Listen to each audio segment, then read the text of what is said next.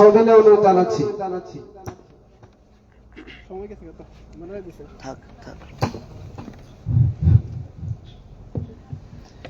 আসসালামু আলাইকুম ওয়া রাহমাতুল্লাহি ওয়া বারাকাতুহু।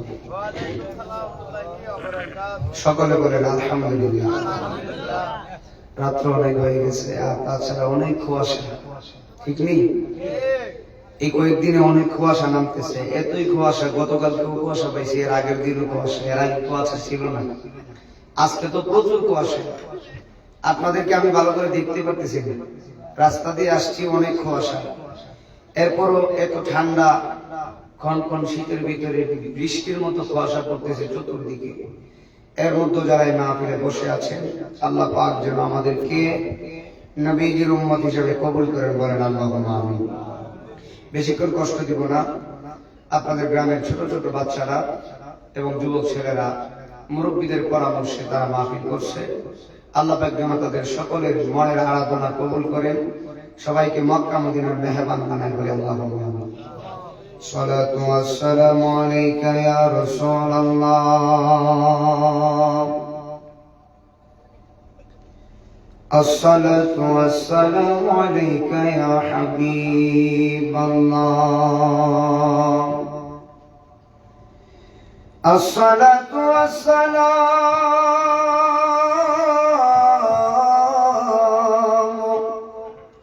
عليك يا شفيع المذنبين. زكريا. الصلاة والسلام عليك يا رحمة للعالمين. সবাই মহব্বতে পড়ে আল্লাহুম্মা সাল্লি, মাশাআল্লাহ,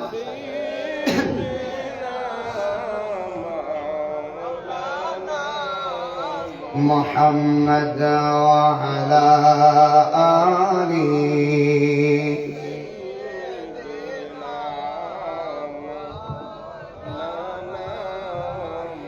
মায়ার সুরে পড়ে আল্লাহুম্মা সাল্লি, মারহাবা, একটু জোরে পড়েন বাবা, মাশাআল্লাহ মাশাআল্লাহ, মাওলানা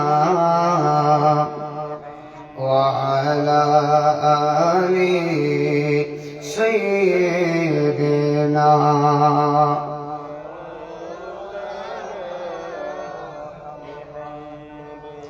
চিন্তা করো রে মন, কই যাইবা রে, কোন দেশে যাইবা তুমি বাবা, কোন দেশে যাইবা তুমি, সকলকে ফালাইয়া রে, চিন্তা করো রে মন, কই যাইবা রে, বলেন চিন্তা মন কই যাইবা রে। আরে মরা দেখে মশা মাছি তাকিবে বসিয়া, কেমন করে দিবা তুমি তাদেরকে সরায়া রে, চিন্তা করো রে মন, কই যাইবা রে, বলেন চিন্তা কই যাইবা ওরে আমার মুমিন বাইরে, বলেন রে আমার বাইরে, বাইরে শয়নে স্বপনে ডাকো, শয়নে ডাকো দয়াল আল্লাহর নাম রে, ওরে আমার মুমিন বাইরে, বলেন রে আমার যেদিন আজরাইল আইসা দরজায় দিব পাহারা, বাইরে আজরাইল আইসা দরজায় দিব পাহারা, রূহু তোমার লয়া যাইব, রূহু যাইব পরে থাকবে কাছারে, ওরে আমার মুমিন বাইরে বলেন ওরে আমার। বাবা, এই মাহফিলে যারা বসে আছে, এই মাহফিল আমার জন্য শেষ মাহফিল হতে পারে, ঠিক নেই? ইকুরা হালকা কমাই দেবে, মাইক ঠিক আছে মাশাআল্লাহ, ইকুরা হালকা কমাই। বাবা, সবাই কবরে যেতে হবে। দেখেন, আজকেও মাগরিবের নামাজের পরে আমরা একটা জানাজার নামাজ পড়ছি। আমাদের এলাকাতে একজন লোক মারা গেছে। এভাবে প্রত্যেক দিনই মানুষ মারা যাচ্ছে। কথা বলেন, এই যে এখন একটা সময় আপনি আমি জান্নাতের বাগানে বসে আছি, আল্লাহ বসেছে, এই মুহূর্তে মেইন রোডের ভিতরে অনেক মানুষ ড্রাইভিং করতেছে। কথা বলেন, এই মুহূর্তে অনেক মানুষ ঘুমিয়ে আছে, এই মুহূর্তে অনেক মানুষ হাসপাতালে বিছানায় শুয়ে আছে, এই মুহূর্তে অনেক মানুষ হাসপাতালে বিছানায় শুয়ে আছে ঠিক, কিন্তু তাদের চোখটা লাগে নাই, তারা ব্যথা যন্ত্রণায় ভুগতেছে আর আল্লাহরে বলতেছে, আল্লাহ আমার ব্যথা যন্ত্রণা সহ্য হইতেছে না, আমারে তুমি দুনিয়া থেকে নিয়ে যাও। আর ঠিক এই মুহূর্তে মহান আল্লাহ আপনাকে আমাকে এমন একটি জায়গায় বসিয়েছেন, যেই জায়গাটা হলো জান্নাতের বাগান। বলেন না সুবহানাল্লাহ। এই জান্নাতের বাগানে বসতে পেরে আমরা খুশি না বেজার? বলেন না আলহামদুলিল্লাহ। মানুষ মরণশীল, সবাই কবরে যেতে হবে, যাদের ভিতরে প্রাণ আছে সবাই একদিন কবরে যাবেন। বাবা, ওই কবরের কথা চিন্তা করে একবার জোরে বলি আল্লাহু আকবার। একটু আমার সাথে সাথে বিনায়া বিনায়া মহব্বতে গুনাহ মাফের আশায় করেন, ওরে আমার মুমিন বাইরে বলেন ওরে আমার আইরে, যেদিন রাইখায় আসবে অন্ধকার কবরে, বাবারে রাইখায় আসবে একা একা থাকতে হবে, একা একা হবে বাসতলার ভিতরে রে, ওরে আমার বলেন ওরে আমার রে। আল্লাহুম্মা সাল্লি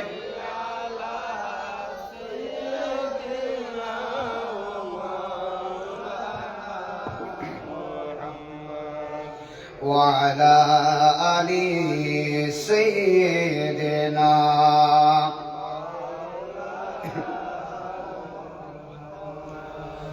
সকলে বলি আলহামদুলিল্লাহ। আজকের মাহফিল হওয়াতে আমরা খুশি না বেজার? বলেন আলহামদুলিল্লাহ। বেশি করে কথা বলবো না, মিডিয়া আসছে, ইউটিউবে ওয়াচটা যাবে, গরিব টাইম ধরে মূল মূল কথা বলে আমি চলে যাব। তবে মানুষ মরণশীল, সবাই কবরে যেতে হবে। বাবা, একটা সত্য কথা বলেন, আমরা মুসলমান হিসাবে 5 ওয়াক্ত নামাজ পড়তে চাই কি চাই না? জোরে বলেন। যে আমার ডান পাশে 2 জন হুজুর বসে আছে, ওনারা কিন্তু অনেক ব্যস্ত মানুষ, ওনারা কিন্তু আমার সফর সঙ্গী, আজকে ওনাদেরকে নিয়ে আসছি সাথে করে। মাহফিলে ওনারা আসে না, তারপর আমার অনুরোধ ক্রমে চলে আসছে। ওনাদের সকালের মক্তব আছে, ক্লাস আছে, সবকিছু আছে, তারপর আপনাদের মহব্বতে মাহফিলে আসছে। বাবা, সত্য একটা কথা বলি, আপনারা জবান করে বলেন, মুসলমান হিসেবে নামাজের দরকার আছে কিনা? নামাজটা কি ইহুদিদের জন্য, খ্রিস্টানের জন্য, নাসারার জন্য, হিন্দুদের জন্য? নামাজ পড়বে মুসলমান। আমরা কি বাজার? আমরা মুসলমানের ঘরে জন্ম হয়ে আমরা নিজেকে গর্বিত মনে করি, বলেন না আলহামদুলিল্লাহ। আমাদের ধর্মের নাম কি? জোরে বলেন। আমাদের ধর্মের নাম কি? ইসলাম। আমাদের নবী মুহাম্মদ রাসূলুল্লাহ সাল্লাল্লাহু আলাইহি ওয়াসাল্লাম, জোরে জোরে বলেন মারহাবা। আমাদের আল্লাহ কয়জন? একজন। আমরা আখিরাত বিশ্বাস করি কিনা? কিয়ামত হবে বিশ্বাস করি কিনা? আমরা সবকিছু বিশ্বাস করি। বিশ্বাস করার নামই হলো ঈমান। সবচাইতে বড় ঈমানের মূল হলো নবী মুহাম্মদ। আমার নবীকে যারা জানের চাইতে ভালোবাসতে পেরেছে তারাই হলো ঈমানদার। কথা বলেন ঠিক না বে ঠিক? আমরা নামাজ পড়বো ঠিক আছে, রোজাও রাখবো ঠিক আছে, কিন্তু নবীকে ভালোবাসবো সবকিছুর চাইতে বেশি। ঠিক না বে ঠিক? নবীর মোহাব্বত, নবীর ভালোবাসা, নবীকে ভালোবাসতে পেরে যদি অন্ধকার কবরে যান, ওই কবরটা নূরে উজালা বানিয়ে দিবে আমার আল্লাহ। বলেন না সুবহানাল্লাহ। এই জন্য আমি আপনাদেরকে অনুরোধ করে বলি, যারা এই মাহফিলটা, আপনাদের ছোট ছোট বাচ্চারা, একদম ছোট ছোট ছেলেরা মাহফিল করছে, একদম ছোট, তারা ইচ্ছে করলে কিন্তু গানের আয়োজন করতে পারত, কিন্তু তারা মিলাদ মাহফিল নবীর বাগানের আয়োজন করছে। আল্লাহ যেন তাদেরকে কবুল করে। হুসাইনি পতাকায় আপনাদেরকে একটা নসিহত করি, একটা কথা বলি। বাবা, মুরব্বী যারা আছেন, যাদের দাড়িগুলা পেকে গেছে, মরণ তাদেরকে সিগন্যাল দিতেছে, ঠিক নেই? একটা দাড়ি যার পেকে যায় তাকে মরণ সিগন্যাল দেয়। আজরাইল আপনার অতি নিকটে, আজরাইল হুকুম দিলে একটা সেকেন্ড দেরি করবে না। প্রজেক্টরে মহিলারা আছে, মহিলা মা বোন, প্রজেক্টরে অনেক মহিলা মা বোন আসছেন, আপনাদেরকেও কয়েকটি কথা বলবো, শুনেন। কত সুন্দরী রূপবতী মহিলা দুনিয়াতে ছিল, আজকে কবরে মাটির সঙ্গে মিশে গেছে, ঠিক নেই? এই নারায়ণপুর গ্রামে এমনও মানুষ ছিল যার হুঙ্কারে নারায়ণপুরবাসী কাঁপছে। ওই হুঙ্কারওয়ালা বেড়া আজকে কবরে ঘুমায় রয়েছে, আর তার কবরের আশেপাশে কুকুরে প্রস্রাব করে, দমক দিতে পারে না। আমার কথা বুঝতেছেন কিনা?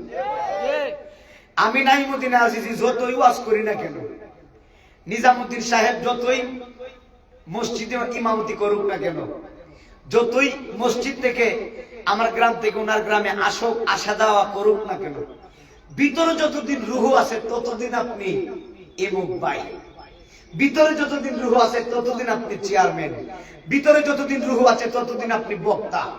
কিন্তু ভিতর থেকে যেদিন রুহ নামক জিনিস আজরাইল থাকা মারি নিয়ে যাবে, ওই দিন আপনার নাম থাকবে লাশ।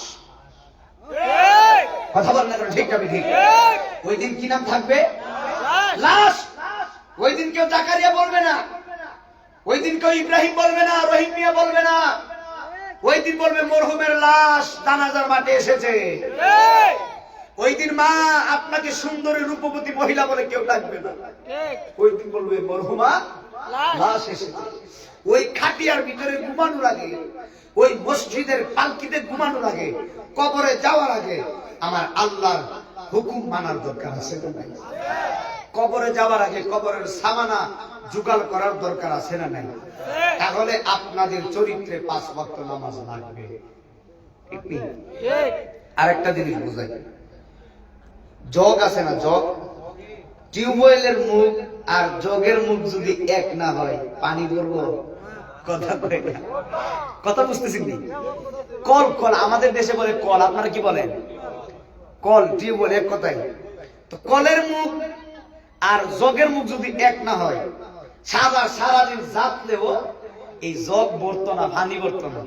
তদ্রুপ আমি হলাম বক্তা, আপনারা হলেন শ্রোতা। আপনারা যদি আমার দিকে আকর্ষণ না হন, আকর্ষিত না হন, আমার কথা বুঝতেন না। টিউবওয়েলের মুখ জগের মুখ এক না হলে যেমন জগ করতো না, বক্তা আর শ্রোতার চরিত্র এক না হলেও মিলত না। এবার আমি কি বুঝাইতেছি শুনেন। আমার চরিত্রে 5 ওয়াক্ত নামাজ আছে, তার মানে কি আমি নাইমুদ্দিন আজিজি ভালো মানুষ বুঝাইতেছি না? আমি ভালো এটা আমি বলি না, তবে আমি সত্য কথা বলতেছি। এখানে হুজুর আছে, উনি আমার গ্রামের মসজিদের ইমাম, আলহামদুলিল্লাহ। উনি আমার গ্রামের বাজার মসজিদের কেন্দ্রীয় মসজিদের ইমাম, উনি আমার কেন্দ্রীয় মসজিদের ইমাম, উনি হলো আমার নিজ গ্রামের ইমাম। ইমাম সাহেব 2 জন আছে, জিজ্ঞেস করেন যে নাইমুদ্দিন আজিজি ওয়াজ করে, উনি নামাজ পড়ে কিনা?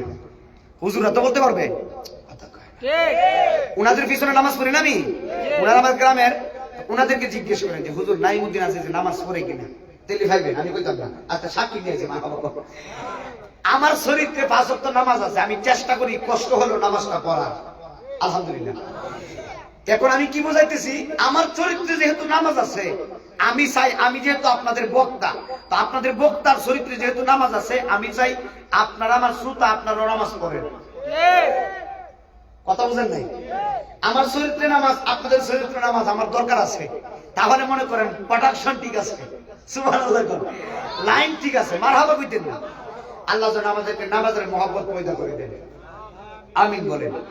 আরেকটা কথা বলি, আমি অনুরোধ করে বলি, বাবা এই যে এই মাহফিলে আপনারা আসছেন, কিসের জন্য আসছেন? এখানে আমি আপনাদেরকে চেহারা দেখানোর জন্য আসিনি, আমার কণ্ঠ শোনাইবার লেগে আসি নাই। আমি এখানে আসছি আমার 2-3টা কথা শুনে আপনারা যদি আমল করেন, এই উসিলায় আল্লাহ আমারে মাফ করবেন। ঠিক, আলহামদুলিল্লাহ। মানুষের সাথে 2টা জিনিস যাবে, 1 নাম্বার ঈমান আর নেক আমল। ঈমানও লাগবে, আমলও লাগবে, কথা ঠিক না ঠিক? এবার আমল কি নামাজ ছাইরা দিয়ে নি? কথা কয় না। নামাজে না গেলে আমল ঠিক হইব নি? মসজিদে না গেলে আমল ঠিক হবে? শুনেন, হাশরের ময়দানে আল্লাহর হাবিব সাল্লাল্লাহু আলাইহি ওয়াসাল্লাম বলেছেন 7 শ্রেণীর মানুষকে আল্লাহর আরশে দিবে, আল্লাহ জায়গা দিবে। এর মধ্যে এক শ্রেণীর মানুষ হলো যাদের সম্পর্ক মসজিদের সঙ্গে ভালো। সুবহানাল্লাহ, যাদের সম্পর্ক মসজিদের সাথে ভালো। তো আযান শোনার পরে যেই বান্দাটা মসজিদে যায়, ওই বান্দার সম্মান বাড়াই দিব কে? আল্লাহ। জোরে বলেন কে? আল্লাহ সুবহানাহু ওয়া তাআলা আমাদের সকলকে বুঝার তৌফিক দান করুন, সকল বলি আল্লাহুম্মা আমিন। এক নজর সবাই আল্লাহুম্মা